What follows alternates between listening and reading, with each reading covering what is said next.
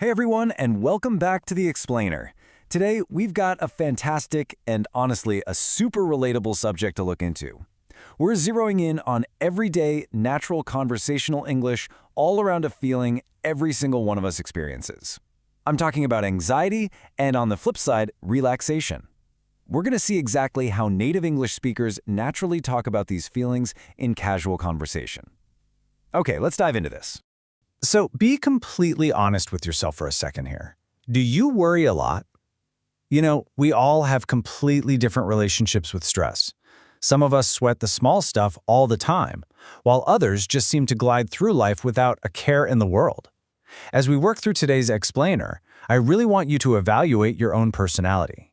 Thinking about your own habits is going to make the English vocabulary we're about to cover so much more memorable for you.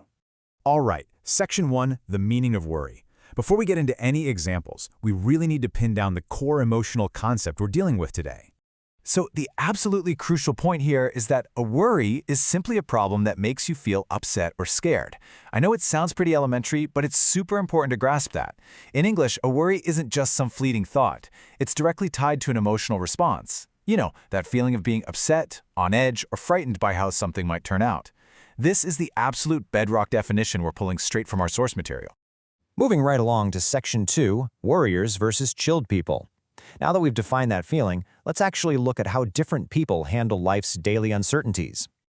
Take Neil, for example. He's one of the speakers in our source material, and he points out that when you have kids, well, you're just slightly worried literally all the time. He tells this totally relatable story about his son playing cricket. His son got pretty banged up, actually hurting his knee, his shoulder, and his arm. So obviously, the next morning, Neil naturally just wanted to make sure he was feeling okay before sending him off to school. I mean, this isn't some massive life crisis, right? But it's a perfect case study of natural, everyday worrying. It's exactly the kind of practical concern that just pops up daily for us.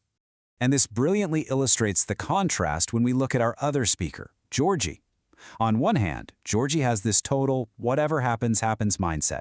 She basically feels that worrying about a problem doesn't actually help fix it, so she just simply doesn't worry too much. But contrast that completely with her friend, who worries about absolutely everything, especially things like travel and things going wrong. It's two completely opposite approaches to uncontrollable situations, and it perfectly highlights how the way we process stress literally dictates the language we use. Okay, Section 3, helpful distractions and strategies. So if you happen to be a bit more like Georgie's friend, how can you actually help yourself or your anxious friends feel more relaxed? Well, a highly effective strategy is to just be rational.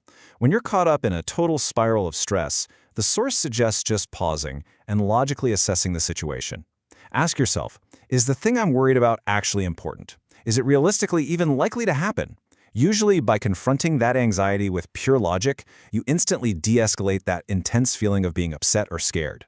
But let's be real, sometimes logic just doesn't work, and that is when we can turn to helpful distractions. Our source rapidly fires off these brilliant brainstorming ideas. You could try watching a favorite TV program or seeing friends who love you, maybe practicing some mindfulness techniques, doing jigsaws or puzzles, drawing, or even just listening to music or playing an instrument. The conversational English being used here is all about taking time away from the stress. It's really about redirecting your mental energy entirely. Which brings us to Section 4, Key English Vocabulary Recap. Let's really lock in this learning so you can start using these words right away today. First up is the word worry itself, which actually has a dual usage in English. First, it's a noun, as in, I have a worry, which means the actual problem making you upset. But it's also used as a verb to describe the act of doing it. For example, I worry about my kids. Understanding this grammatical distinction just gives you massive flexibility in how you express your feelings.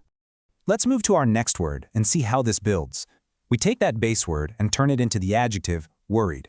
This directly describes your state of being, that internal feeling of being scared or upset. A really great example from our sources, I'm worried about climate change. You're basically taking ownership of the emotion and describing your current state of mind perfectly.